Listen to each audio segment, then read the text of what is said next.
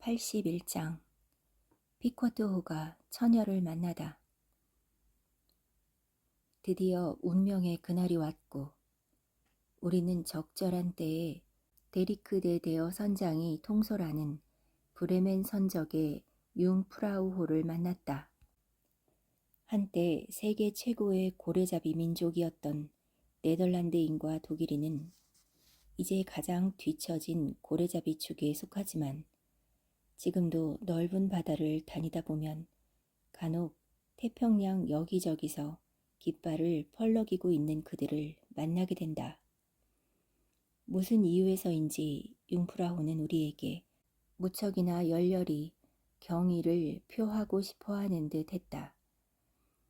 피코트호와 거리가 꽤 떨어져 있을 때 벌써 뱃머리를 바람 불어오는 쪽으로 돌려 보트를 내리더니 배의 선장이 초조하다는 듯 선미가 아닌 뱃머리에 서서 우리를 향해 황급히 돌진해왔다. 저기 저자가 손에 든 게 뭐지? 독일인이 손에 들고 흔드는 무언가를 가리키며 스타벅이 외쳤다. 말도 안 돼. 등잔 급육이라니. 아니에요. 스터브가 말했다. 아니지 아니야. 저건 커피 주전자예요. 스터벅 씨, 저 독일놈은 우리한테 커피를 끓여주러 오는 거예요. 저자 옆에 있는 커다란 빈 깡통 안 보이세요? 끓인 물을 저 안에 담아왔을 겁니다. 오, 저 독일놈 정말 괜찮은 인간이네요. 말 같지도 않은 소리 집어치워요. 플레스크가 소리쳤다. 저건 급육이랑 기름통입니다. 기름이 다 떨어져서 구걸하러 오는 거라고요. 기름 채취선이 고래어장에서 기름을 빌리러 오는 건 정말이지 기이한 일이고 석탄 들고 뉴캐슬 간다 라는 옛말에 대한 어처구니 없는 반대 사례이긴 하지만 때로는 그런 일이 정말로 일어난다.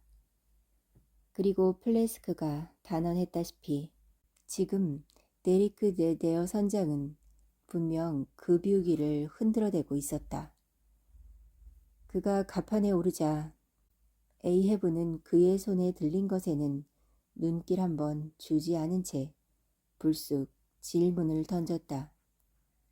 하지만 독일인은 유창하지 못한 영어로 흰 고래에 대해서는 전혀 아는 바가 없음을 빠르고도 분명히 밝히고는 화제를 곧장 급유기와 기름통으로 돌렸다. 브레멘에서 실어온 기름을 마지막 한 방울까지 다 써버렸으며 바닥난 기름을 보충해줄 날치를 여태껏 한 마리도 못 잡았기 때문에 밤에도 깊은 어둠 속에서 잠자리에 들어야 한다는 둥의 이야기를 짓거려댄 선장은 자기 배야말로 복영업계에서 흔히 전문 용어로 깨끗한 배, 즉 빈배라고 부르는 배이며 융프라우, 즉 처녀라는 이름이 참으로 어울리는 배라는 말로 이야기를 끝맺었다. 필요한 것을 얻자 데리크는 떠났다. 하지만 그가 모선에 이르기도 전에 양쪽 배들의 돛대 꼭대기에서 거의 동시에 고래를 발견했다는 외침이 들려왔다. 그리고 데리크는 고래를 추격하고 싶은 마음이 너무나 앞선 나머지 기름통과 급유기를 잠시 배 위에 올려놓을 새도 없이 보트의 뱃머리를 휙 돌려 거대한 급유기인 리바이어던을 쫓았다. 그런데 사냥감들이 바람 불어가는 쪽에서 솟아올랐기 때문에 데리크의 보트와 곧 그를 따라 나선 세 척의 독일 보트는 피코트호의 보트들을 크게 앞질렀다. 고래는 8마리로 보통의 작은 무리였다. 위험을 감지한 고래들은 일렬로 늘어선 채 멍에 매인 여러 마리의 말처럼 옆구리를 바싹 붙여 비벼대며 순풍을 타고 전 속력으로 곧장 헤엄쳐 갔다. 그들이 물 위에 남긴 크고 널찍한 흔적은 마치 크고 널찍한 양피지를 바다 위에 끊임없이 펼쳐놓은 듯했다. 재빠른 속도로 가득 퍼지는 이 흔적으로부터 몇 페덤이나 뒤처진 곳에서 혹이 달린 크고 늙은 수컷 고래 한 마리가 헤엄을 치고 있었다. 속도가 비교적 느리고 이상하기 그지없는 누르스름한 딱지가 온몸을 뒤덮고 있는 것으로 봐서 이 고래는 황달이나 무슨 다른 병에 시달리고 있는 듯했다. 이 고래가 앞선 무리에 속해 있는지는 가히 의심스러웠는데 그처럼 공경할 만큼 나이를 잡수신 리바이어더니 사회 활동을 하는 것은 흔히 볼 수 있는 모습이 아니었기 때문이다. 그럼에도 그 고래는 무리의 뒤를 따랐는데 그 무리가 일으킨 물결을 거슬러 헤엄치느라 속도가 느려지고 있음이 틀림없었다. 그 고래의 널찍한 주둥이에 부딪혀 하얗게 부서지는 파도가 상반되는 두 해류가 맞부딪혀 일어나는 파도처럼 사나웠기 때문이다. 그 고래가 뿜어 올리는 물기둥은 짧고 느리고 힘겨워 보였다. 그 물기둥은 숨이 막힌 것처럼 솟구쳤다가 갈기갈기 찢어진 것처럼 가라앉더니 곧이어 그 고래의 몸속 깊은 곳에서 이상한 소란이 일어났고 그것은 물속에 잠겨있던 반대쪽 끝에서 배출구를 찾은 듯 녀석의 몸 뒤쪽에서 물거품을 일으켰다. 누구 설사약 있는 사람? 스터브가 말했다. 아무래도 저놈이 배탈이 난 것 같아. 하느님 앞소사. 반 에이커나 되는 위에 탈이 나다니. 역풍이 놈의 몸속에서 광란의 크리스마스 파티를 벌이고 있군 그래. 뒷공무니에서 이렇게 구린 바람이 부는 건 처음 봐. 그런데 고래가 저렇게 항로에서 벗어나 좌우로 흔들대며 나아가는 걸 본 적이 있나? 분명해. 놈은 키에 손잡이를 놓쳐버린 거야. 갑판에 겁먹은 말들을 잔뜩 실은 동인도 회사의 무역선이 이리저리 기우뚱대고 뒹굴며 물도 뒤집어 쓰고 물속에 파묻히기도 하면서 아주 가까스로 힌두스탄 해안을 나아가듯이 이 늙은 고래도 자신의 노쇠한 몸뚱이를 들썩들썩거렸고 이따금 거추장스러운 옆구리가 보이도록 몸을 살짝 뒤집어 자신이 이렇게 무리에서 벗어나 헤엄치는 이유가 부자연스럽게 밑동만 남아있는 오른쪽 지느러미 때문임을 드러냈다. 전투 중에 그 지느러미를 잃은 것인지 아니면 원래 그렇게 태어난 것인지는 알 수 없었다. 조금만 기다리쇼 늑다리 양반. 내가 그 다친 팔에 붕대를 감아줄 테니. 잔혹한 플래스크가 바로 옆에 있는 고래밧줄을 가리키며 외쳤다. 자네나 거기 안 감기게 조심해. 스타벅이 외쳤다. 힘껏 져라. 안 그러면 저 고래는 독일놈들 차지가 되고 말 거야. 서로 경쟁하는 양측의 보트들이 하나같이 이 고래에게만 달려든 이유는 그 고래가 가장 크고 따라서 가장 값어치가 클 뿐만 아니라 그들과 가장 가까운 곳에 있었으며 다른 고래들은 너무 빠른 속도로 달아나고 있었기 때문에 당분간은 추격하는 일이 거의 불가능했기 때문이다. 이 즈음 피커트호의 보트들은 이후에 내려진 세 척의 독일 보트를 쏜살 같은 속도로 추월했지만 데리크의 보트는 워낙 미리부터 추격을 시작했기 때문에 여전히 선두를 지키고 있었다. 하지만 미국 보트는 시시각각 거리를 좁히며 따라붙었다. 미국인 선원들의 유일한 걱정은 이미 목표물에 상당히 가까워진 데리크가 자신들이 그를 따라잡기 전에 먼저 고래에게 작사를 던지는 일 뿐이었다.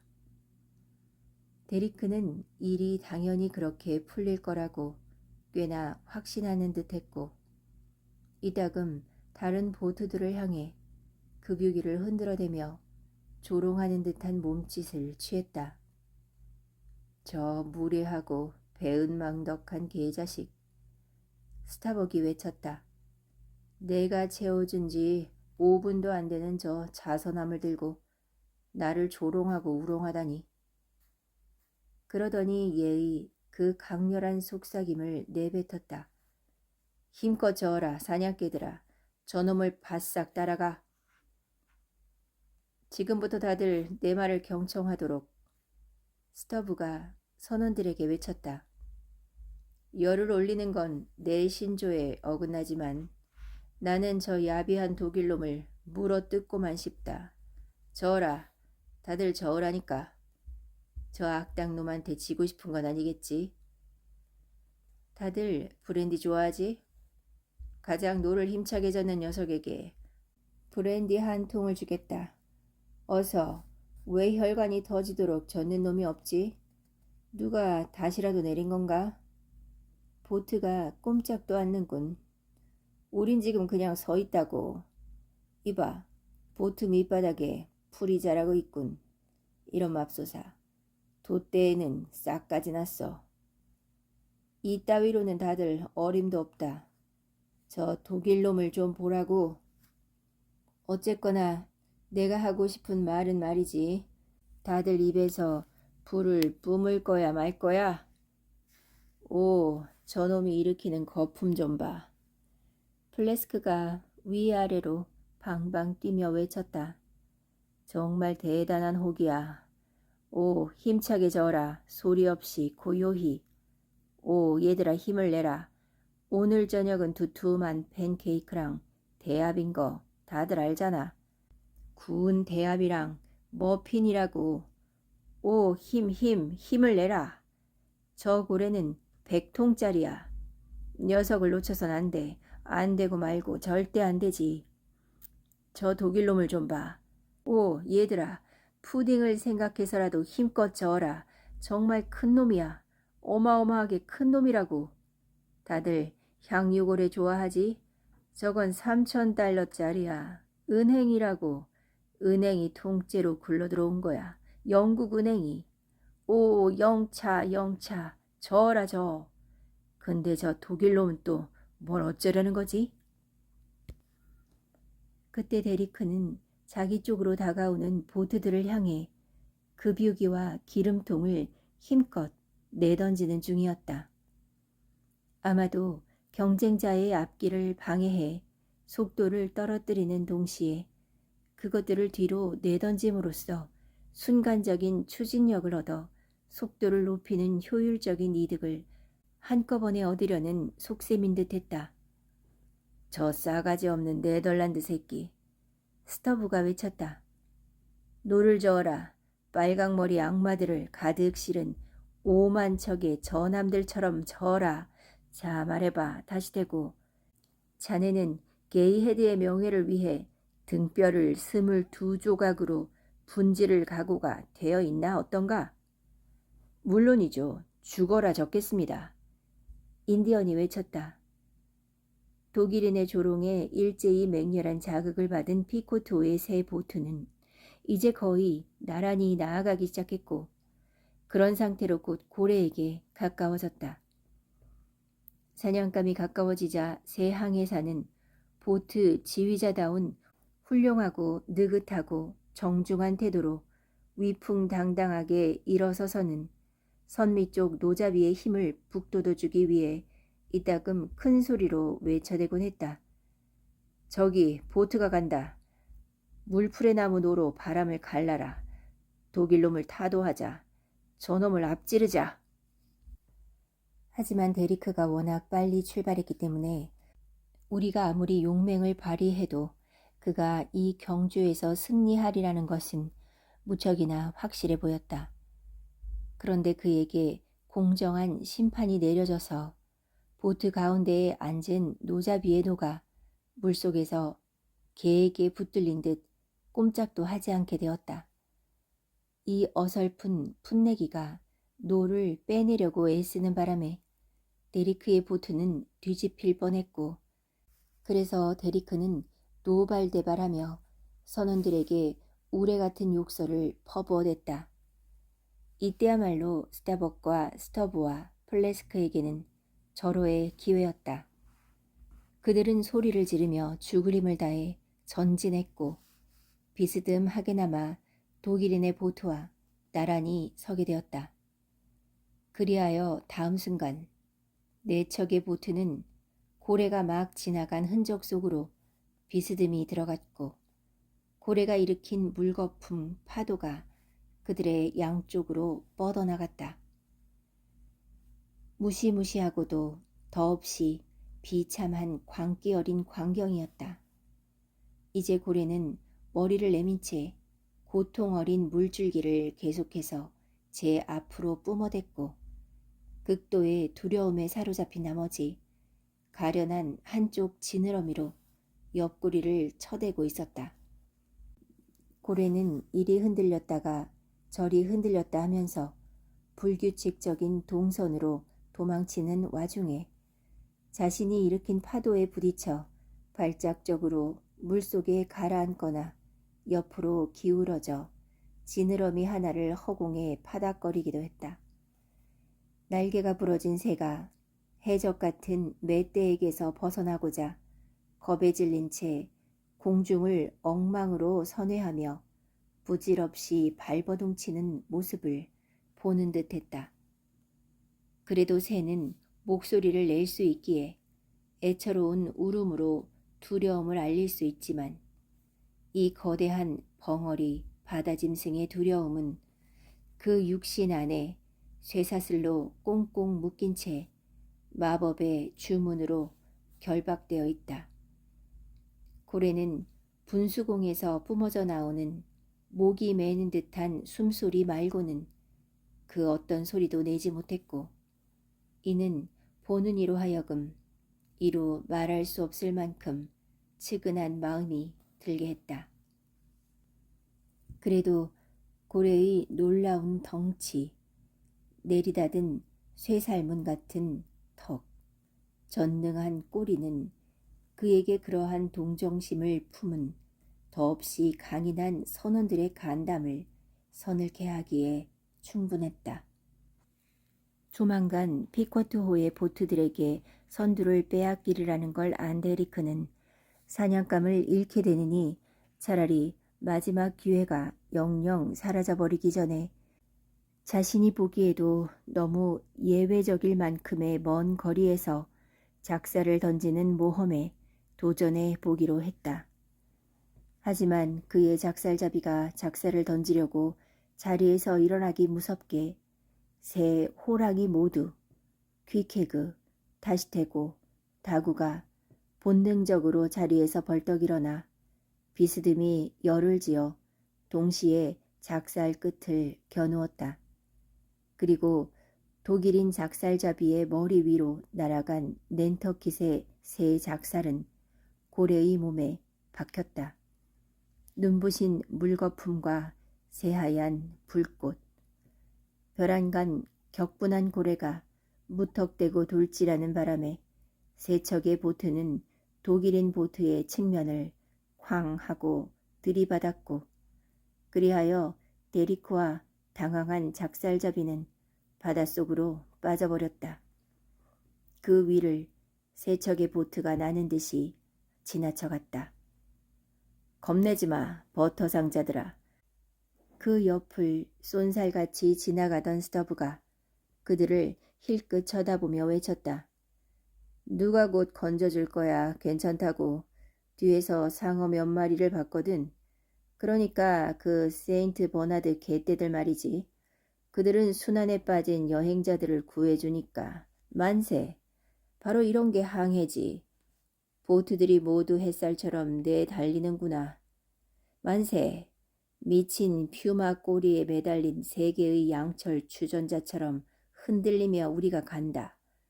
꼭 코끼리에 지붕 없는 이륜 마차를 매달고 평원을 달리는 기분이로군. 그렇게 묶으면 바퀴살이 아주 빙글빙글 돌아간단 말이지. 언덕에 냅다 처박으면 밖으로 튕겨나갈 위험도 있지만 만세. 바다의 악령 데이비 존스를 만나러 갈 때가 꼭 이런 기분이겠군. 끝없는 경사면 아래로 돌진하는 기분. 만세. 이 고래는 영원히 변치 않는 우편물이라도 실어 나르는 모양이야. 하지만 괴물의 질주는 그리 길지 않았다. 고래는 갑자기 숨을 헐떡이더니 요란한 소리와 함께 물속으로 가라앉아 버렸다. 세 개의 포경 밧줄은 귀에 거슬리는 소리와 함께 밧줄 기둥에 홈이 깊게 파일 만큼 강력한 힘으로 기둥에서 맹렬히 풀려나갔다. 한편 이처럼 재빠른 잠수에 밧줄을 금방 다 써버리지는 않을까 심히 염려한 작살잡이들은 자신들이 가진 솜씨와 힘을 모조리 발휘해서 몸에 땀이 나도록 교대로 돌아가며 기둥에 밧줄을 붙들어 맸다. 그러다 마침내 보트 세 척의 나부로 된 밧줄 거리에서 수직으로 잡아당겨진 밧줄 세 개가 곧장 바다 아래로 끌려 내려갔으므로 뱃머리가 거의 수면과 맞닿았고 선미는 공중으로 높이 솟아올랐다. 고래는 곧 잠수를 멈췄고 그들은 밧줄을 더 쓰게 되지는 않을까 염려하며 비록 불안정하기는 해도 한동안 그 자세를 유지했다. 물론 이런 식으로 있다가는 보트가 물속으로 끌어들여가 침몰하기도 하지만 버티기라고 불리는 이러한 작업, 예리한 작살촉을 살아있는 고래의 등에 박아 넣은 채로 버티는 이 작업이야말로 고통에 빠진 녀석을 머지않아 수면 위로 끌어올려 날카로운 창맛을 보게 해줄 방법이 되기도 하는 것이다. 하지만 이 작업에 따르는 위험은 논외로 치더라도 이러한 방법이 늘 최선인가에 대해서는 의문의 여지가 있다. 왜냐하면 작사를 맞은 고래가 물 아래서 오래 머물면 머물수록 더욱 기진맥진하리라고 생각하는 게 상식에 부합하기 때문이다. 아닌 게 아니라 고래는 표면적이 거대하기 때문에 다 자란 향유 고래의 표면적은 2000제곱피트에 육박한다. 고래가 받는 수압 또한 엄청나다. 우리가 얼마나 높은 기압을 견디며 꿋꿋이 서 있는지는 다들 알고 있을 것이다. 심지어 공기로 가득한 이곳 지상에서도 그러할진데 등에 200페덤이나 되는 물기둥을 짊어진 고래의 부담은 얼마나 무지막지하겠는가. 적어도 50기압에 맘먹을 것이 분명하다. 어느 고래잡이가 계산해 본 바에 따르면 그것은 대포와 식량과 선원을 모두 실은 전함 20척의 무게와 엇비슷하다고 한다. 그렇게 보트 3척이 부드럽게 물결치는 바다 위에서 영원토록 새파란 정오의 바다를 내려다보고 있었을 때 바닷속에서는 신음소리나 울음소리는커녕 잔 물결이나 물거품 하나조차 올라오지 않았다. 그러니 그토록 고요하고 평온한 바다 밑에서 바다 최강의 괴물이 고통에 몸부림치며 아파하고 있으리라고는 그 어떤 육지 사람도 상상할 수 없었을 것이다. 수직으로 끌려 내려간 밧줄은 뱃머리에서 8인치도 보이지 않았다. 그토록 가느다란 밧줄 3개에 거대한 리바이어던이 여드레에 한 번씩 태엽을 감아주는 시계의 무거운 추처럼 매달려 있다니 다들 퍽이나 믿겠다. 매달려 있다고? 무엇에? 널빤지 석장에. 이것이 한때 너는 그 살가죽의 창을 머리에 작사를 꽂을 수 있느냐? 칼로 찔러 보아도 박히지 않고 창이나 표창, 화살 따위로도 어림없다. 쇠를 지푸라기인 양 부러뜨리고 청동을 썩은 나무인 양 뭉개버린다. 아무리 활을 쏘아도 달아날 생각도 하지 않고 팔 맷돌은 마치 바람에 날리는 겨와 같구나. 몽둥이는 건불처럼 여기며 절렁절렁 소리내며 날아드는 표창 따위에는 코웃음을 친다. 라며 그토록 의기양양하게 말해진 그 생물이 맞단 말인가. 이게 그 생물이라고? 이게? 오, 한 예언자의 말이 또 빗나가고 마는구나. 꼬리에 허벅지 1000개의 힘을 지닌 리바이어더니 피코트호의 물고기 작사를 피해 산더미 같은 바닷속에 머리를 처박아 버렸으니 말이다. 기울어가는 오후 햇살 속에서 세척의 보트가 수면 아래로 들이운 그림자는 크레스크세스의 군대 반을 가리기에 충분할 만큼 길쭉하고 넓었을 것이다. 머리 위를 스쳐 지나가는 그토록 거대한 환영이 상처 입은 고래의 간담을 얼마나 서늘하게 했을지 과연 그 누가 알겠는가. 다들 준비해. 놈이 꿈틀댄다. 밧줄 3개가 갑자기 물속에서 진동하며 자성을 띤 철사처럼 생사의 기로에 선 고래의 맥박을 물 위로 분명히 전해주자 스타벅이 이렇게 외쳤다. 자리에 앉아있던 노자비들도 모두 그것을 느낄 수 있었다. 다음 순간 뱃머리에서 아래로 끌어당기는 힘에서 거의 해방된 보트들이 갑자기 물 위로 튀어 올랐는데 그것은 북극곰 무리가 겁을 집어먹고 일제히 바닷속으로 뛰어들면 곰들이 딛고 있었던 작은 빙원이 물 위로 튀어오르는 광경과도 같았다. 당겨라, 당겨! 스타벅이 다시 소리쳤다. 놈이 올라온다.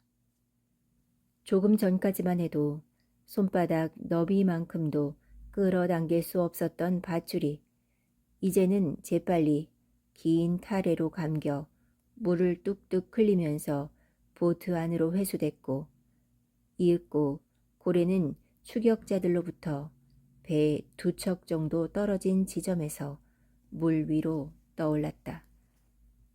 고래의 동작에서 고래가 완전히 탈진했다는 사실을 분명히 알 수 있었다. 대부분의 육지 동물들에게는 혈관과 여러 곳에 판막이나 수문이 있어서 상처를 입었을 때 적어도 어느 정도까지는 혈액이 이곳 저곳에서 즉각적으로 차단된다. 고래의 경우는 그렇지 못하다. 혈관 전체가 판막이 없는 구조로 되어 있는 것도 고래의 특징 가운데 하나여서 작살촉처럼 작고 뾰족한 것에 찔리기만 해도 전체 동맥계에서 즉시 치명적인 출혈이 시작되고 수면 아래 깊은 곳에서 대단히 높은 수압에 짓눌려 출혈이 더욱 심해지면 고래의 생명이 몸에서 쉴 새 없이 줄줄 빠져나가게 된다고도 말할 수 있다. 하지만 고래의 몸속에 든 피의 양이 어마어마하게 많고 몸속의 샘도 여기저기 멀리 떨어진 곳에 수없이 많이 존재하기 때문에 상당히 오랫동안 계속 피를 흘려대는 것이다. 아득히 멀고도 알려지지도 않은 산속에 수원을 둔 강이 가물었을 때도 계속해서 흐르는 것처럼 말이다. 지금도 보트들이 고래에게 바싹 다가가 녀석이 머리 위로 휘둘러대는 꼬리에 맞을 위험을 무릅쓰고 창을 던지자 새로 생긴 상처에서 핏줄기가 연이어 뿜어져 나왔다. 반면에 원래부터 머리에 있던 분수공에서는 빠르긴 하지만 아주 가끔씩 공포에 질린 물줄기가 뿜어져 나올 뿐이었다. 이 마지막 환기구에서 피가 나오지 않는 것은 여태껏 급소를 찔리지 않았기 때문이다. 흔히 고래잡이들이 의미심장하게 말하듯 고래의 목숨에는 아직 손을 대지 못한 것이다. 보트들이 고래를 더욱 가까이서 에워싸자 평소에는 대부분 물속에 잠겨있던 고래의 몸의 윗부분 전체가 그 모습을 분명히 드러냈다. 고래의 눈, 아니 그보다는 고래의 눈이 있었던 자리도 보였다. 더없이 고결한 떡갈나무도 바닥에 쓰러지고 나면 그 옹이 구멍에 이상하게 자라난 덩이들이 뭉치듯 한때 고래의 눈이 있던 곳에는 이제 앞을 보지 못하게 된 안구만이 끔찍하고도 안쓰러운 모습으로 튀어나와 있었다. 하지만 동정의 여지는 없었다. 나이도 많고 팔도 하나이고 눈도 멀었지만 녀석은 인간들의 즐거운 결혼식과 또 다른 떠들썩한 축제를 밝혀주기 위해 또한 그 누구도 다른 누구에게 절대 해를 입혀서는 안 된다고 설교하는 엄숙한 교회를 환히 비추기 위해 처형당하고 살해당해야만 했다. 여전히 자신이 흘린 핏물 속에서 뒹굴던 고래는 마침내 옆구리 훨씬 아래쪽에 있는 기이하게 변색된 1부셸 정도의 혹 또는 돌기를 일부 드러냈다. 딱 좋은 위치군. 플래스크가 외쳤다. 저길 한번 찔러볼게. 멈춰. 스타벅이 외쳤다. 그럴 필요까진 없잖아. 하지만 자비로운 스타벅은 한 발 늦었다. 창을 던진 순간 그 무참한 상처에서는 피고름이 뿜어져 나왔고 더는 견딜 수 없는 고통에 미쳐버린 고래는 분수공에서 걸쭉한 피를 뿜어내며 보트를 향해 막무가내로 돌진해 기고만장한 선원들에게 제 피를 소나기처럼 퍼부어댔으며 플래스크의 보트를 뒤집고 뱃머리를 망가뜨려 놓았다. 그것은 녀석이 가한 죽음의 일격이었다. 이때쯤 출혈로 인해 완전히 지쳐버린 고래는 자신이 파괴한 배로부터 속절없이 몸을 굴려 모로 누운 채 헐떡이고 밑동만 남은 지느러미를 힘없이 퍼덕이더니 마지막 날이 가까워진 지구처럼 계속해서 천천히 돌고 돌다가 비밀인 양 꽁꽁 감추었던 흰 배를 드러내고는 통나무처럼 누운 채로 죽어버렸다. 무엇보다 딱했던 것은 고래가 숨을 거두며 마지막으로 뿜어낸 물기둥이었다. 보이지 않는 힘에 의해 몸속 어딘가에 있을 거대한 샘매물이 서서히 빠져나갔고 반쯤 숨이 틀어막힌 듯 우울하게 꼬르륵대는 소리와 함께 물기둥은 점점 그 높이가 낮아지는가 싶더니 마침내 완전히 잦아들었다. 고래가 죽어가면서 마지막으로 길게 내뿜은 물기둥은 그렇게 끝이 났다. 선원들이 모선에 도착하길 기다리는 동안 고래의 사체는 이윽고 아직 강탈되지 않은 보물들을 몸 안에 품은 채 물속에 가라앉으려는 징후를 내비쳤다. 스타벅의 명령에 따라 즉시 여러 다른 위치에서 고래의 사체에 밧줄이 감겼고 머지않아 보트들은 모조리 다 부표가 되어버렸다. 가라앉은 고래는 밧줄에 매달려 보트들로부터 불과 몇 인치 아래에 떠 있었다. 가까이 다가온 모선은 고래를 매우 조심스럽게 뱃전으로 옮겼고 가장 강력한 쇠사슬로 그 꼬리를 뱃전에 단단히 메어두었는데 그렇게 인위적으로 붙들어 메어두지 않으면 사체가 당장이라도 바다 밑바닥으로 가라앉을 게 뻔했기 때문이다. 고래를 삽으로 막 자르기 시작하자마자 앞에서 말한 혹의 아래쪽 부위에 통째로 박혀있던 작살 하나가 모습을 드러냈다. 물론 포획된 고래의 사체에서 작살의 밑동이 발견되는 건 흔히 있는 일이지만 그 주변의 살은 완전히 아물어 있어서 작살이 박혔던 위치를 알려주는 흔적은 전혀 눈에 띄지 않기 마련이다.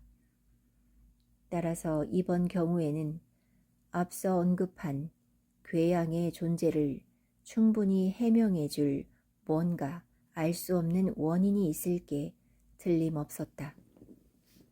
하지만 더욱 기이한 것은 작살이 파묻혀 있던 곳으로부터 그리 멀리 떨어지지 않은 곳에서 돌로 된 창촉이 발견됐으며 그 주위의 살이 완전히 단단하게 아물어 있었다는 사실이다. 그 돌로 된 창을 던진 자는 누구였을까? 언제적 일이었을까? 아메리카 대륙이 발견되기 한참 전에 어느 북서부의 인디언이 던진 것일지도 모른다. 이 괴물같이 거대한 캐비닛 안을 계속 뒤졌더라면 또 어떤 놀라운 것이 튀어나왔을지는 아무도 모른다. 하지만 고래 몸뚱이가 점점 더 깊이 가라앉는 경향을 보여 배가 전례 없이 옆으로 크게 기울어졌기에 발굴 작업은 거기서 돌연 중단되었다. 그러나 작업을 지휘하던 스타벅은 끝까지 고래에게 매달려 있었다. 어찌나 단호히 매달려 있었던지 만일 고래를 부둥켜 안고 있겠노라고 계속 고집을 부렸다면 결국 배가 뒤집히고 말았을지도 모른다. 그래서 고래를 그냥 떨어뜨려 버리라는 명령이 떨어졌지만 고래의 꼬리용 쇠사슬과 밧줄이 늑제 끄트머리에 단단히 고정된 채 꿈쩍도 하지 않았기 때문에 그것들을 풀 수가 없었다. 그러는 동안 피코트호에 있던 모든 것은 비스듬히 기울어졌다. 갑판 반대편으로 건너가는 일이 가팔은 박공지붕 위를 걸어 올라가는 일이나 다름없었다. 배는 신음하며 헐떡였다. 배전과 선실에 박혀있던 고래뼈 장식들은 비정상적인 지각 변동으로 인해 제 자리를 이탈했다. 움직일 생각을 않는 고래 꼬리용 쇠사슬을 늑제의 끄트머리에서 떼어내기 위해 나무 지렛대와 쇠 지렛대를 가져와 작업해봐도 헛된 일이었다. 이제 고래는 너무 깊이 가라앉아서 물속에 가려진 끝부분으로는 아예 접근할 수 없었고 점점 더 아래로 가라앉아가는 사체에는 시시각각 몇 톤이나 되는 무게가 더해지는 것 같았으므로 금방이라도 배가 뒤집힐 듯 했다. 기다려, 좀 기다려주면 안 되겠니? 스터브가 고래의 사체에게 소리쳤다. 그렇게 서둘러 가라앉을 건 없잖아. 이런 망할. 다들 사생결단의 심정으로 무슨 수를 내야만 해. 이봐, 거기 지렛대는 소용없어. 나무 지렛대는 됐고 누가 뛰어가서 기도서랑 펜 나이프를 들고 와서 저 커다란 쇠사슬을 끊어버리라고. 나이프? 그래. 퀴케그가 이렇게 외치더니 육중한 목수용 손도끼를 움켜쥐고는 현창 밖으로 몸을 내밀어 강철은 쇠로 상대해줘야 한다는 듯이 가장 커다란 쇠사슬을 찍어내기 시작했다. 하지만 불꽃을 가득 튀기며 몇 번 내리치자 나머지 일은 쇠사슬에 가해진 엄청난 힘에 의해 저절로 해결되었다. 툭 하고 끊어지는 커다란 소리와 함께 모든 결박은 사라졌다. 배는 다시 똑바로 섰고 사체는 가라앉았다. 그런데 죽은 지 얼마 안 되는 향유고래가 간혹 이처럼 손쓸길 없이 가라앉아 버리는 것은 매우 기이한 일이며 이에 대해서는 어떤 고래잡이도 아직 충분한 설명을 내놓지 못하고 있다. 보통 죽은 향유고래는 큰 부력과 함께 물 위에 뜨며 옆구리나 배는 수면 위로 상당 부분 솟아오르게 된다. 이처럼 가라앉아 버린 고래가 전부 늙고 빈약하고 상심한 녀석들이며 내부의 지방이 감소했고 뼈가 온통 묵직해져서 류머티즘성 관절염에 시달리는 녀석들이라고 한다면 고래가 그렇게 가라앉는 이유가 몸속에 부력을 제공하는 물질이 사라진 탓에 비중이 이례적으로 커져버렸기 때문이라고 주장할 수도 있겠다. 하지만 실상은 그렇지가 못하다. 최고로 건강하며 숭고한 열망으로 가득 차서 원기왕성한 인생의 5월을 즐기다 때일은 죽임을 당한 젊은 고래들. 한창 기름질 시기에 이 건장하고 방방 뜨는 영웅들도 때로는 가라앉는 일이 발생하곤 한다. 그렇기는 해도 향유고래의 경우는 다른 종들보다 이런 사고가 일어날 확률이 훨씬 적다. 향유고래가 한 마리 가라앉을 때 참고래는 20마리가 가라앉는다. 종에 따른 이러한 차이는 참고래의 몸 안에 훨씬 많은 양의 뼈가 존재한다는 사실에 적잖이 기인하고 있음이 분명하다. 참고래의 베니션 블라인드만 해도 그 무게가 때로는 1톤을 넘어가곤 하는데 향유고래는 이런 걸리적거리는 것을 전혀 가지고 있지 않다. 하지만 고래가 가라앉은 지 몇 시간이나 며칠이 지난 뒤에 살아있을 때보다 더 강력한 부력으로 다시 떠오르는 경우도 있다. 물론 그 이유는 명백하다. 몸 안에서 생성된 가스 때문에 몸집이 거대하게 부풀어 올라 일종의 동물 풍선이 되기 때문이다.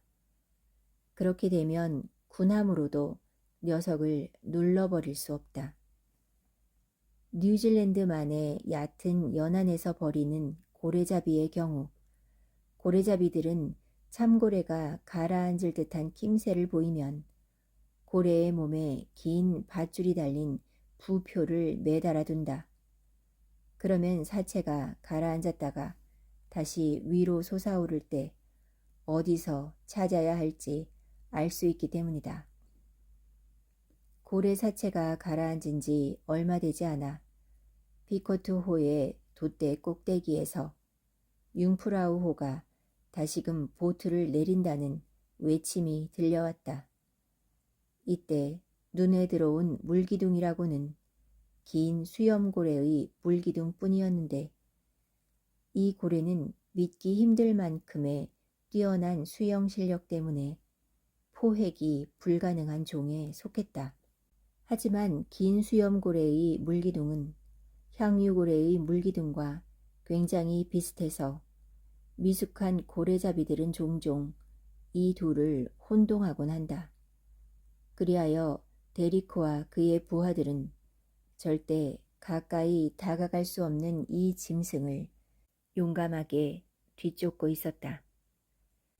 처녀는 돛을 전부 올린 채로 네 척의 미숙한 보트를 내려 고래를 추격했고 그렇게 여전히 용감하고 희망찬 추격을 이어나가며 저 멀리 바람 불어가는 쪽을 향해 다들 사라져갔다.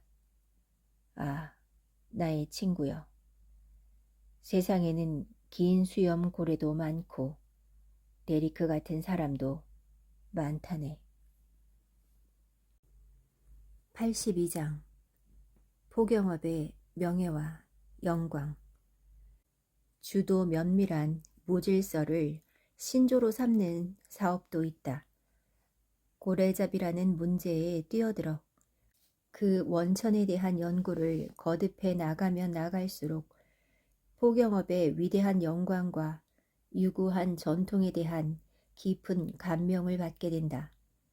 특히 그토록 많은 위대한 반신들과 영웅들 그리고 온갖 예언자들이 어떤 식으로든 포경업에 영예를 부여했다는 것을 알게 될 때 비록 하찮은 존재일지언정 나 자신이 그처럼 찬란한 모임에 속해 있다는 생각에 황홀경에 빠지게 된다.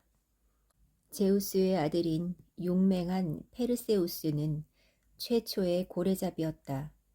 그리고 우리 직업의 영원한 명예를 위해 말해두건대 우리의 동료에게 공격을 받은 첫 번째 고래가 죽임을 당한 것은 어떤 더러운 목적 때문이 아니었다. 우리의 직업이 기사다운 위엄을 갖추고 있던 그 시절 우리는 오직 고통받는 자들을 구해주기 위해 무기를 뽑아들었을 뿐 인간들의 등불에 기름을 채워주기 위해 무기를 뽑아들지 않았다. 페르세우스와 안드로메다에 얽힌 멋진 일화는 누구나 다 아는 이야기다.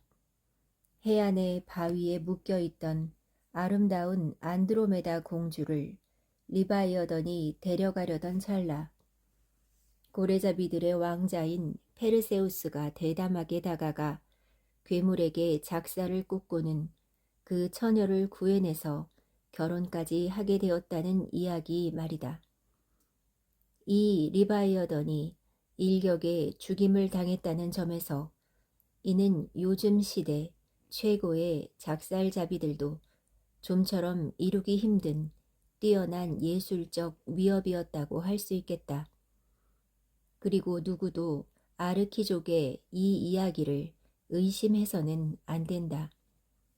시리아 해안에 위치한 고대의 요빠, 즉 오늘날의 야파에 있는 이교도 사원에는 수세기 동안 거대한 고래의 뼈대가 세워져 있었는데 도시의 전설과 모든 도시 주민은 그 뼈대가 페르세우스가 죽인 괴물의 뼈대라고 주장했다. 로마인들이 요빠를 점령했을 때 그 뼈대는 전리품으로서 이탈리아로 운반되었다. 이 이야기에 담긴 가장 특이하면서도 암시적으로 중요한 점은 바로 이것이다. 즉, 요나가 출항했던 곳이 바로 요빠였다는 사실 말이다. 페르세우스와 안드로메다의 모험과 유사한 것. 실제로 혹자들이 이 이야기에서 간접적으로 유래했으리라고 여기기도 하는 것으로는 저 유명한 성 게오르기우스와 용 이야기가 있다. 나는 여기에 등장하는 용이 고래였을 거라고 생각하는데 수많은 옛 연대기에서는 고래와 용이 이상하리 많지 뒤죽박죽 된 채로 종종 동일시되기도 했기 때문이다. 그대는 물속의 사자요, 바다의 용이다 라고 에제키엘은 말했는데 여기서 이는 명백히 고래를 의미한다. 실제로 성경의 몇몇 다른 판본에서는 고래라는 단어가 사용되기도 했다. 그뿐만 아니라 성 게오르기우스가 심해의 거대한 괴물과 싸움을 벌인 게 아니라 땅 위를 기어다니는 파충류와 맞닥뜨렸을 뿐이라고 한다면 그 위협의 영광은 상당 부분 축소되고 말 것이다. 뱀 한 마리 따위는 누구든지 죽일 수 있지만 당당히 고래 앞에 나설 수 있는 용기를 지닌 이들은 페르세우스, 성, 게오르기우스, 코핀이 전부다. 이 장면을 그린 근대 회화에 현혹되지 않도록 하자.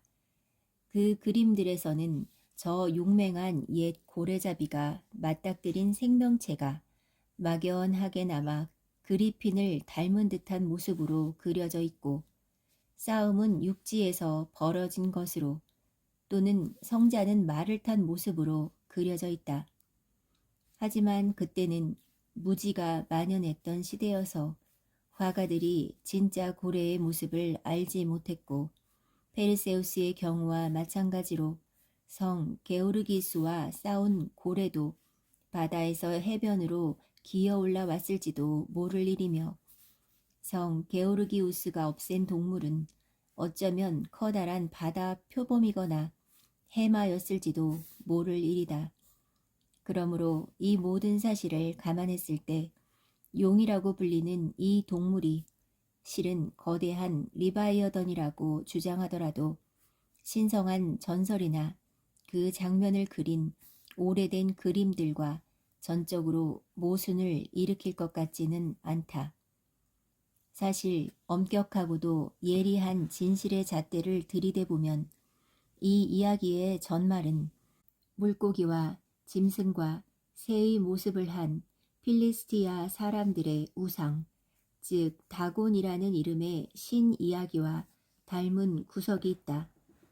다곤은 이스라엘에서 가져온 계약의 궤를 옆에 두자 그 말대가리와 양 손바닥이 떨어져 나가고 오직 물고기를 닮은 하반신만 남았다고 하지 않는가.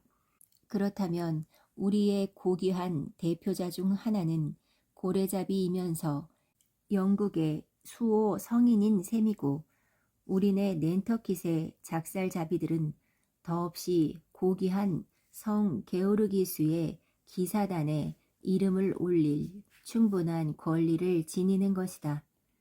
그러니 그 영광스러운 가터 훈장을 받은 기사들, 감히 말하건대 이들 중 그 누구도 자신들의 위대한 수호자처럼 고래와 상대해 본 일은 없다.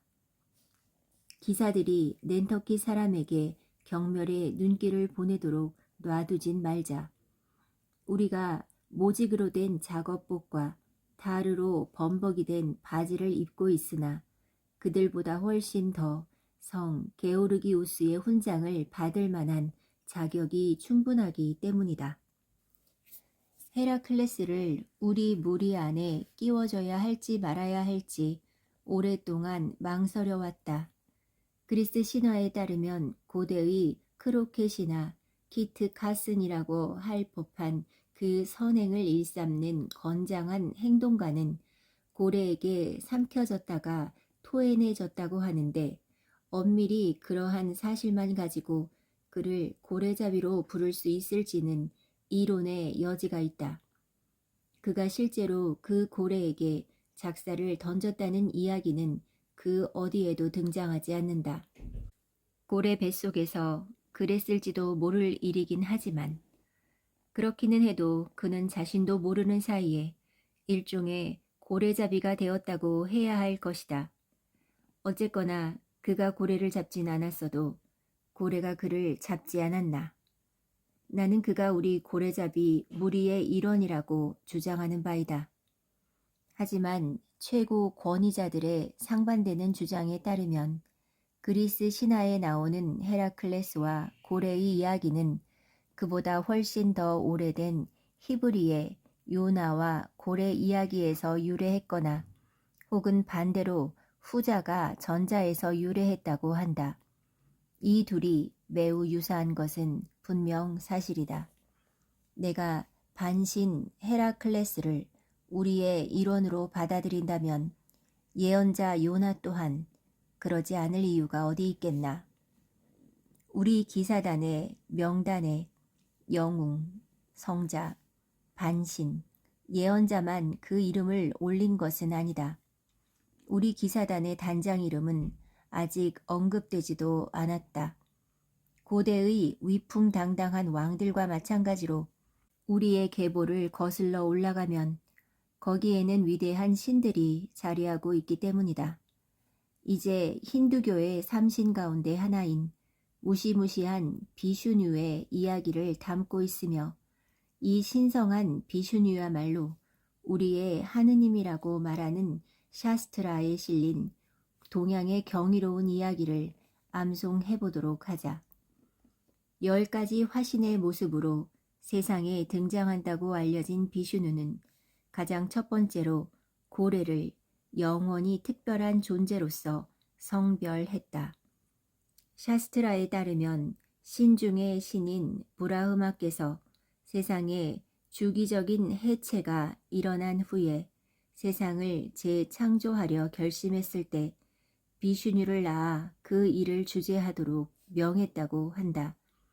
하지만 비슈뉴는 창조를 시작하기 전에 베다라는 신비로운 경전을 반드시 정독해야만 했던 것 같고 이로 미루어 보아 그 경전에는 젊은 조물주들을 위한 가르침이 실용적인 암시의 형태로 실려 있었음이 틀림없다. 어쨌거나 베다는 바다 밑바닥에 놓여 있었고 그래서 비슈누는 고래로 변해 가장 깊은 곳까지 잠수해 내려가 그 신성한 경전을 건져왔다. 그러니 비슈누는 고래잡이가 아니었을까? 말을 타는 사람이 기수라고 불리는 것처럼. 페르세우스, 성 게오르기우스, 헤라클레스, 요나, 그리고 비슈누. 이것이 바로 우리의 회원 명부다. 고래잡이 클럽 말고 또 어떤 클럽이 이런 우두머리들을 자랑할 수 있겠는가. 83장 역사적으로 고찰해본 요나. 앞장에서 요나와 고래에 대한 역사적 이야기를 언급한 바 있다. 오늘날 몇몇 낸터키 사람들은 요나와 고래에 대한 이 역사적 이야기를 불신하는 경향이 있다. 하지만 옛날 그리스와 로마에도 당시의 정통파였던 이교도의 입장에서 벗어나 헤라클레스와 고래 이야기, 아리온과 돌고래 이야기를 모두 의심하는 몇몇 회의적인 사람들이 있었는데 그럼에도 그들의 의심은 그 전설들이 지닌 사실로서의 힘을 조금도 훼손하지 못했다. 세그항의 어느 늙은 고래잡이가 히브리 이야기에 의문을 제기했던 주된 이유는 다음과 같다. 그에게는 기이하고 비과학적인 사파로 장식된 진지하고 고풍스러운 성경이 한 권 있었는데 그 사파 중 하나에는 요나의 고래가 머리에서 두 줄기의 물기둥을 뿜어내는 모습이 담겨 있었다. 이는 어느 특정한 종의 리바이어던 많이 가지고 있는 특성인데 이 종은 고래잡이들이 1페니짜리 롤빵 하나만 삼켜도 목이 막힐 것이라고 말할 정도로 목구멍이 작다. 하지만 제부주교는 이러한 반론을 예측하고 그에 대한 답을 미리 마련해 두었다. 주교는 요나가 반드시 고래 뱃속에 매장됐다고 생각할 필요는 없으며 고래의 입안 어딘가에 임시로 머물렀다고 생각하면 된다고 넌지시 말한다. 그리고 이는 훌륭한 주교가 가질 만한 충분히 합리적인 의견으로 보인다. 사실 참고래의 입안은 트럼프 테이블 2개를 놓고 카드놀이를 하는 사람 모두를 편안히 앉힐 수 있을 만큼 충분히 넓다. 물론 요나는 충치에 난 구멍 안에 안락하게 앉아 있었을 수도 있다. 그런데 다시 생각해보니 참고래에게는 이빨이 없다.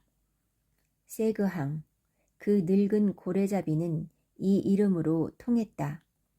이 예언자의 이 이야기를 믿지 못하겠다고 주장한 또 다른 이유는 고래 안에 감금된 요나의 몸과 고래의 위액 문제와 어렴풋이 관련을 맺고 있다. 하지만 이 반론 또한 실패로 돌아갈 수밖에 없는데, 왜냐하면 독일의 성경 주석가가 요나는 물 위에 뜬 죽은 고래의 몸 안으로 대피했던 게 분명하다고 추측하고 있기 때문이다. 러시아로 원정을 떠났던 프랑스 군인들이 죽은 말을 텐트로 삼아 그 안으로 기어 들어갔던 것처럼 말이다. 게다가 유럽의 다른 성경 주석가들은 요나가 요빠의 배에서 바다로 던져졌을 때 곧장 근처에 있던 또 다른 배로 도피하는 데 성공했으며 그 배의 선수상이 고래였을 거라고 추측하기도 했다. 여기에 내 의견을 덧붙이자면 오늘날 배에 상어, 갈매기, 독수리 같은 이름이 붙듯이 이 배가 고래라고 불렸을 수도 있다. 요나에 언급된 고래는 단지 구명기구, 공기를 주입시킨 자루일 뿐이며 위험에 처한 예언자가 그 구명기구로 헤엄쳐가 물에 빠져 죽는 비운에서 벗어났다는 주장을 펼친 박식한 성경 주석가들 또한 적지 않다. 사정이 이러하니 가엾은 세그항은 온 사방에서 두들겨 맞은 것처럼 보인다. 하지만 그의 불신에는 또 다른 이유가 있었다. 내 기억이 맞다면 그 이유는 이러했다. 고래는 요나를 지중해에서 삼킨 후 사흘 만에 다시 토해냈는데 고래가 요나를 토해낸 곳에서 니느웨까지는 사흘 내로 갈 수 있는 거리여야 했다. 하지만 니느웨와 가장 가까운 지중해 연안에서도 니느웨까지는 사흘이 훨씬 더 걸린다. 그것은 어째서 그런가? 하지만 고래가 예언자를 니느웨와 그렇게 가까운 곳에 내려놓을 다른 방법은 없었을까? 있었다. 고래는 요나를 데리고 희망봉을 돌았을지도 모른다. 하지만 그렇게 추정할 경우에는 지중해 전체를 다 통과하고 페르시아만과 홍해를 지나야 할 뿐만 아니라 사흘 안에 아프리카 대륙 전부를 돌고 니느웨 인근의 티그리스 강도 지나야 하는데 이 강은 고래가 헤엄치기에는 턱없이 얕다. 게다가 요나가 그토록 이른 시기에 온갖 어려움을 뚫고 희망봉을 돌았다고 한다면 그 위대한 곳을 발견한 영예를 그 영예의 주인인 바르톨로메우 디아스에게서 빼앗아야만 할 것이고 근대사도 거짓이 되고 말 것이다. 하지만 세그항 노인네의 이 모든 어리석은 주장은 그가 이성에 대해 가진 어리석은 자만심만 보여줄 따름이다. 또한 그가 태양과 바다로부터 주워들은 것 말고는 딱히 배운 것도 없다는 점을 감안했을 때 이는 더욱더 비판받아 마땅하다. 그것은 그의 어리석고 불경한 자만심과 존귀한 성직자에 대한 가증스럽고도 사악한 도전만을 보여줄 뿐이다. 포르투갈의 어느 카톨릭 사제는 요나가 희망봉을 돌아 니느웨로 갔다는 이 발상이 일반적인 기적을 크게 과장해서 표현한 것이라는 의견을 내놓았기 때문이다. 그리고 사실이 그랬다. 게다가 높은 수준의 교양을 지닌 터키 사람들은 지금까지도 요나의 이 역사적 이야기를 진심으로 믿고 있다. 그리고 해리스의 옛 항해기에 등장하는 약 3세기 전에 한 영국인 여행가는 요나에게 경의를 표하기 위해 지은 터키의 어느 모스크를 언급하며 그곳에는 기름 한 방울 없이 타오르는 기적의 등잔이 있다고 말한다. 84장 창 던지기. 마차가 술술 빠르게 굴러가려면 바퀴의 차축에 기름을 발라주어야 한다. 같은 이유에서 몇몇 고래잡이들은 보트에 이와 유사한 작업을 행한다. 보트 밑바닥에 기름을 칠해주는 것이다.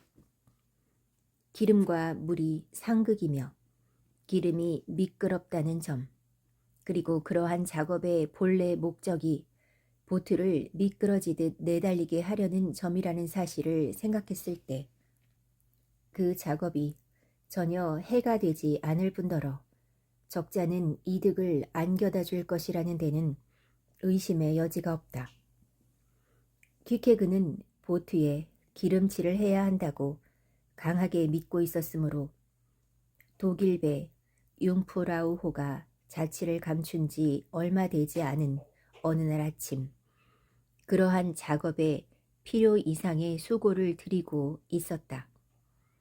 배전에 매달린 보트 밑바닥 아래로 기어 들어가더니 대머리처럼 윤이 나는 용골에서 짧은 머리카락 한 올도 자라지 않게 하겠다는 듯이 거기다 부지런히 기름을 발라댔다.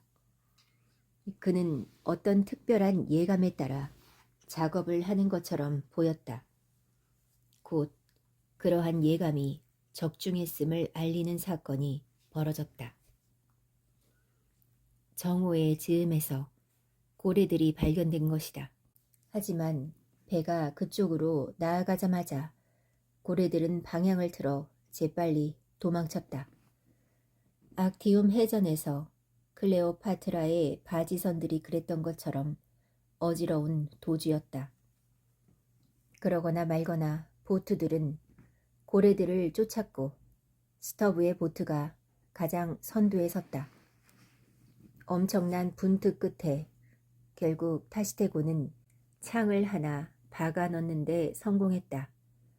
하지만 창을 맞은 고래는 전혀 물속으로 들어갈 생각을 하지 않고 한층 더 속력을 내며 수평으로 헤엄치면서 도주를 이어나갔다. 박힌 창에 그처럼 끊임없이 압박이 가해지면 창은 머지않아 뽑혀버릴 게 뻔했다. 그럴 때는 재빨리 달아나는 고래에게 또다시 창을 던지거나 녀석을 기꺼이 놓아주는 수밖에 없었다. 하지만 무척이나 빠르고 맹렬히 헤엄쳐대는 고래의 옆구리에 보트를 갖다 대기란 불가능한 일이었다. 그렇다면 남은 방법은 무엇일까? 노련한 고래잡이가 너무나도 자주 선보이게 되는 경이로운 책략과 솜씨, 날랜 손재주와 무수한 절묘함 가운데서 창으로 벌이는 멋진 묘기, 즉 창 던지기를 능가하는 것은 아무것도 없다.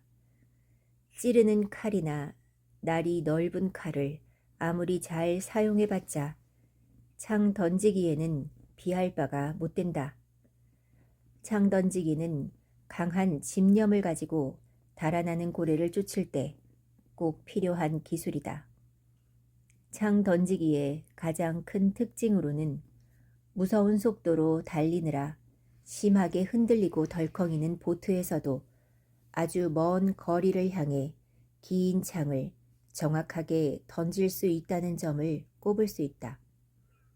강철과 목재 부분을 합친 창의 총 길이는 10에서 12피트 정도에 이른다.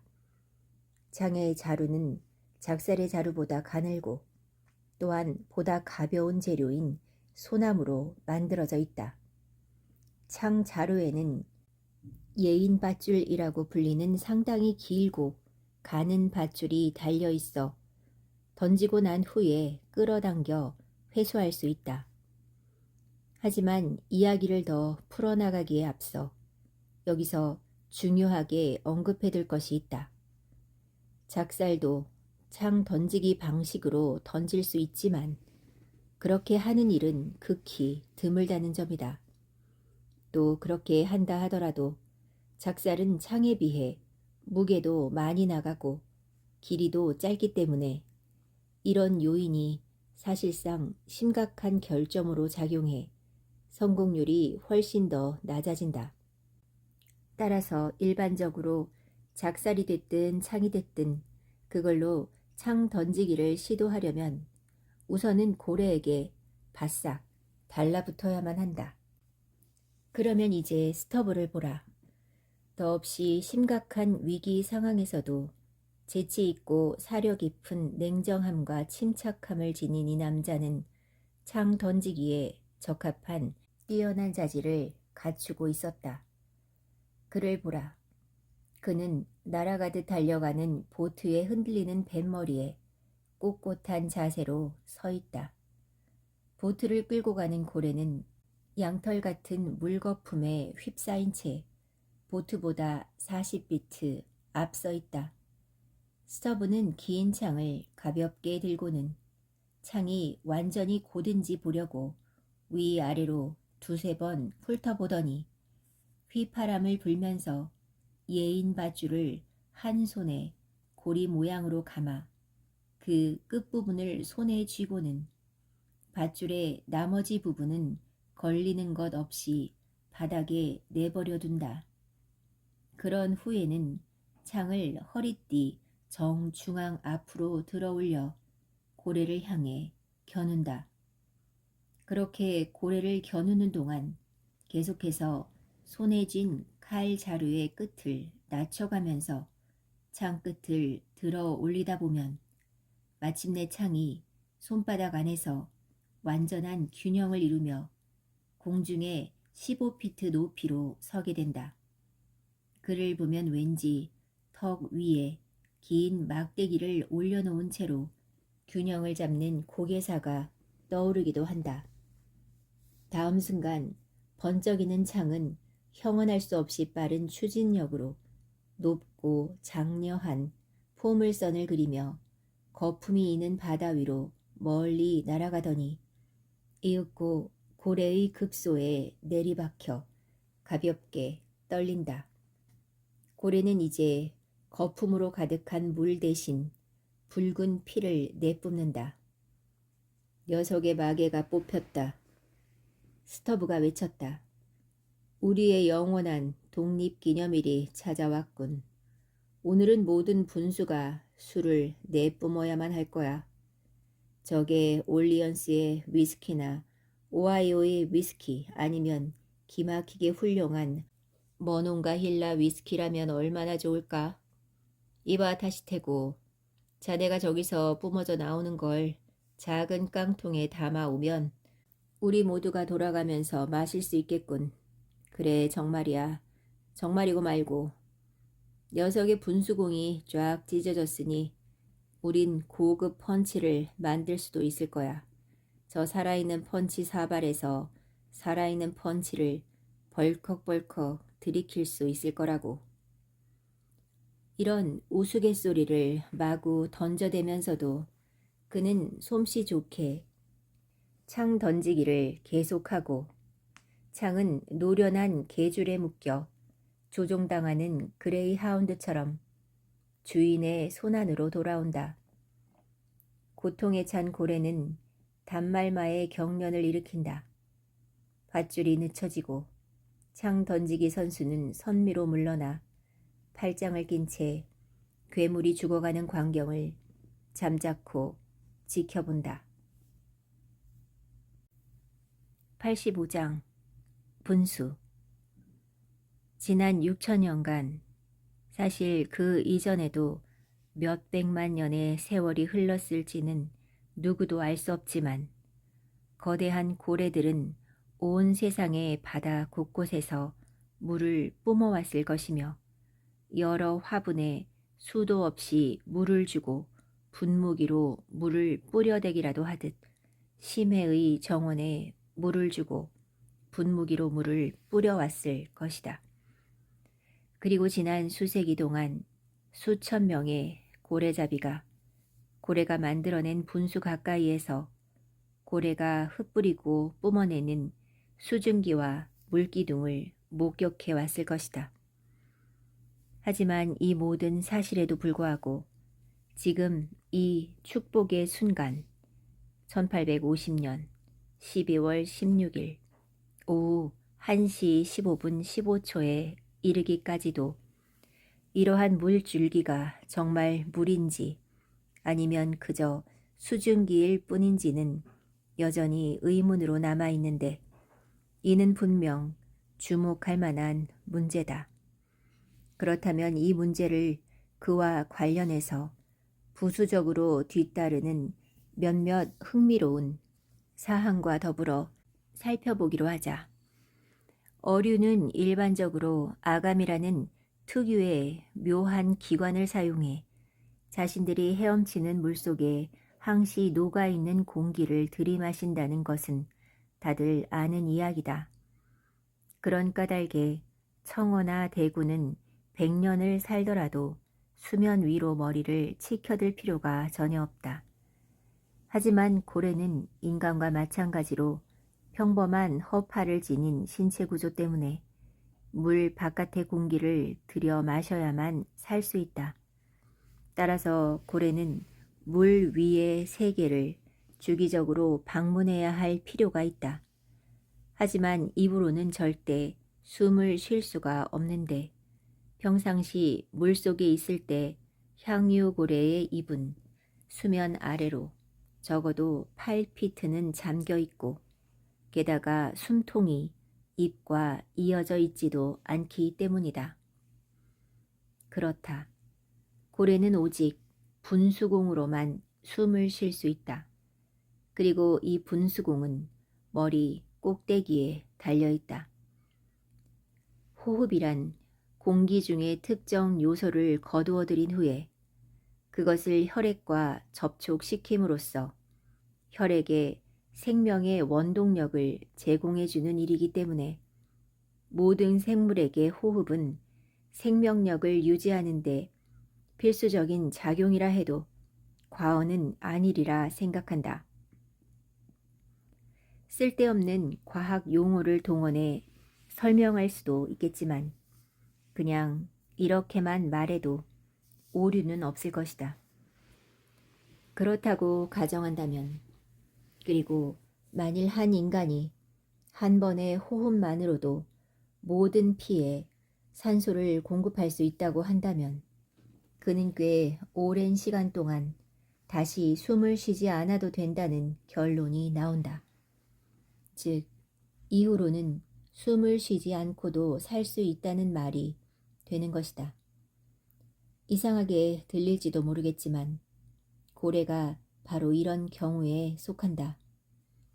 주기적으로 수면의 위아래를 오고 가는 고래는 바다 밑바닥에서 1시간 이상씩 숨 한 번 들이쉬지 않은 채로 또는 어떤 식으로든 한 모금의 공기도 들이마시지 않은 채 규칙적으로 살아간다.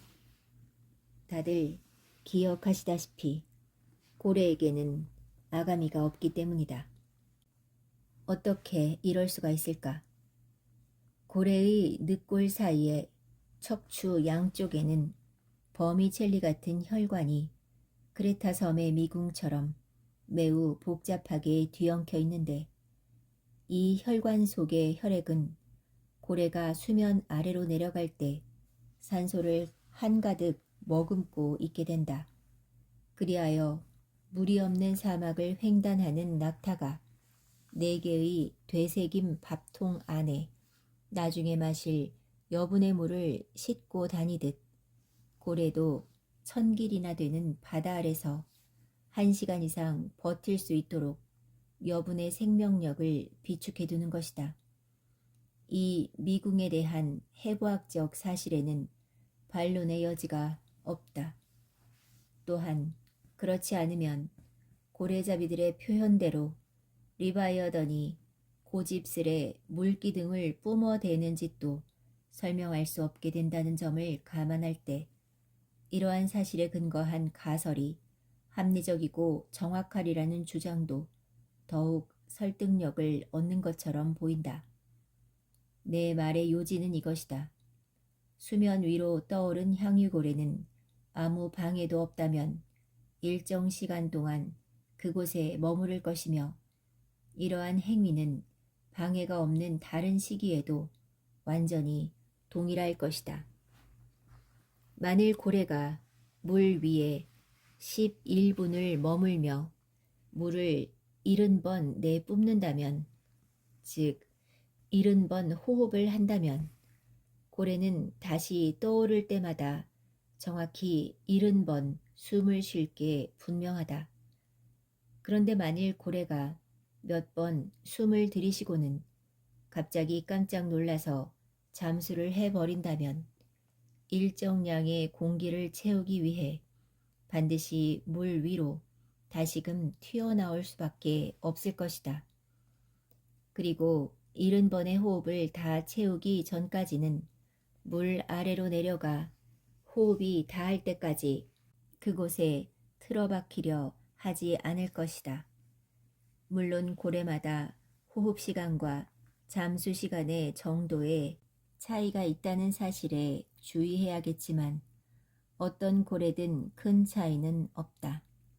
자, 그러니 한동안 잠수하기 전에 숨통에 공기를 다시 채우기 위해서가 아니라면 고래가 왜 이처럼 물을 뿜는 일을 고집하겠는가?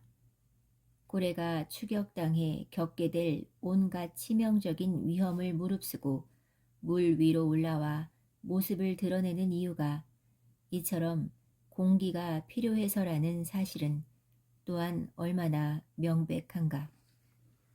햇빛이 비치는 곳으로부터 천길 아래에서 헤엄치고 있을 때의 이 거대한 리바이어던은 낚시 바늘이나 그물로도 잡을 수가 없다. 오, 고래잡이여. 그러니 그대의 승리는 그대의 기술이 뛰어나서가 아니라 고래가 반드시 밖으로 나와 숨을 쉬어야만 하기 때문에 얻어지는 것이다. 인간은 끊임없이 숨을 쉬어줘야 한다. 한번 들이마신 숨은 맥박이 2~3번 뛸 정도밖에는 유지되지 않는다. 따라서 어떤 일을 하든 간에 걸을 때든 잠을 잘 때든 간에 인간은 반드시 숨을 쉬어야지 그렇지 않으면 죽고 만다. 하지만 향유고래는 평생의 7분의 1, 즉 일요일에만 숨을 쉬는 셈이다. 고래가 오직 분수공으로만 호흡한다는 사실은 앞서 이미 이야기했다. 만일 고래가 뿜어내는 것에 물이 섞여 있다는 말을 자신있게 덧붙일 수만 있다면 왜 고래에게 후각기관의 흔적이 보이지 않는지 그 이유를 발견해냈다고도 말할 수 있을 것이다. 고래에게 코에 해당하는 기관은 바로 그 분수공이 유일한데 분수공은 물과 공기로 꽉 막혀 있기에 후각 기능을 수행하리라고는 기대할 수 없기 때문이다. 하지만 고래가 뿜어내는 것이 그것이 물인지 스증기인지와 관련하여 신비에 둘러싸여 있기 때문에 아직은 이 문제에 대해 절대적으로 확실한 결론에 도달할 수 없다. 그럼에도 향유고래가 엄밀한 의미에서 후각기관을 가지고 있지 않다는 것만은 분명하다. 하지만 향유고래에게 후각기관이 있어서 무엇하겠는가? 바다에는 장미도 제비꽃도 오드콜려누도 없는데 말이다. 게다가 고래의 숨통은 오직 물을 뿜어내는 관으로만 이어져 있고 그 긴 관에는 이리 대우나와 마찬가지로 여닫을 수 있는 일종의 수문이 설치되어 있어 아래로는 공기를 모으고 위로는 물을 배출하기 때문에 고래는 목소리를 낼 수도 없다. 고래가 너무나도 기이하게 웅웅거리는 소리를 듣고 녀석에게 코로 말한다며 모욕을 준다면 할 말은 없지만 말이다.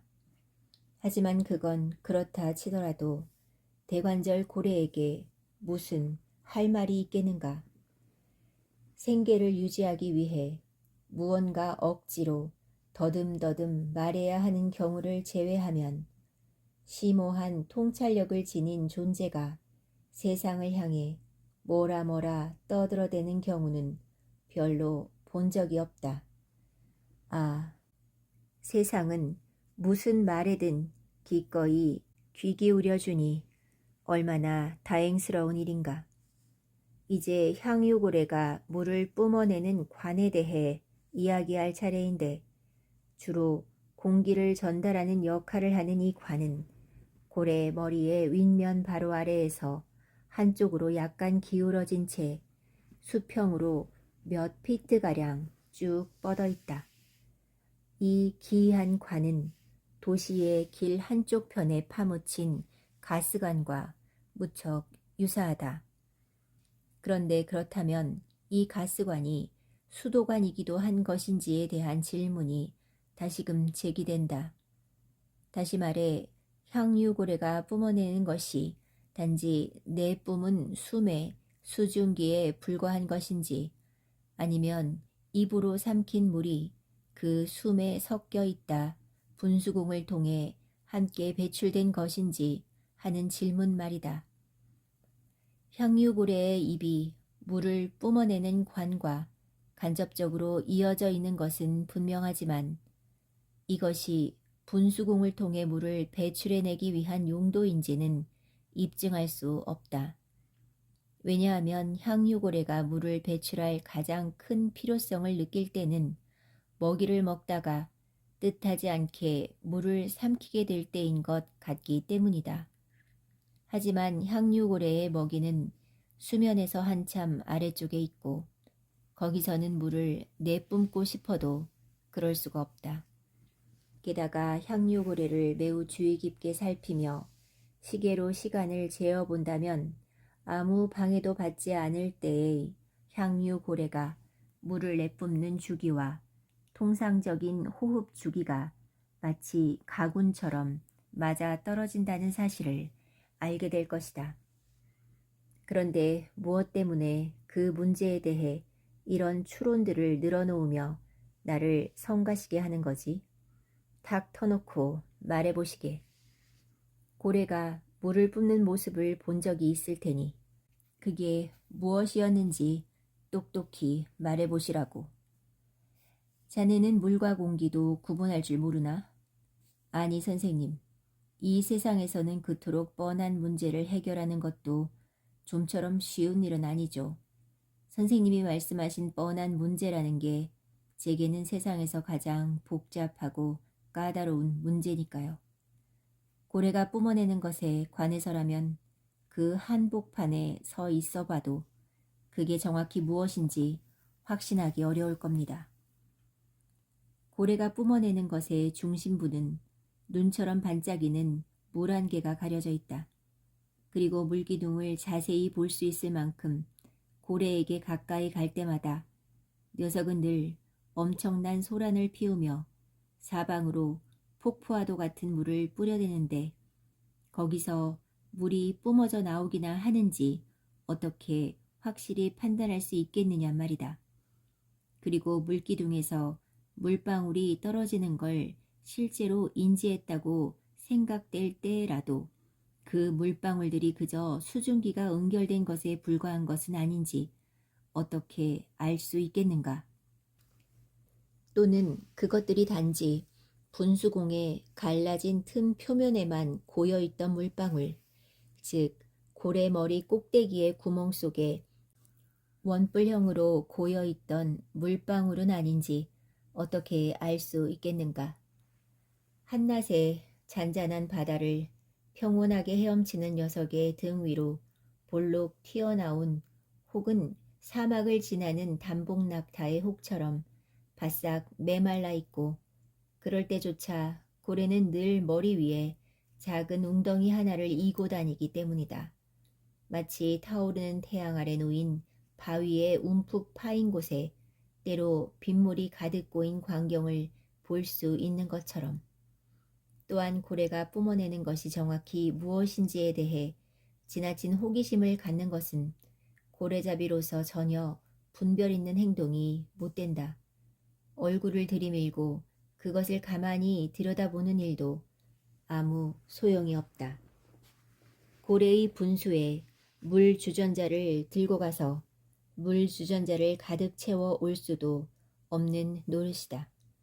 거기서 뿜어져 나오는 물줄기 주변에 자욱한 물보라에 살짝 스치기만 해도 그 자극으로 피부가 화끈거리고 쓰릴 때가 많기 때문이다.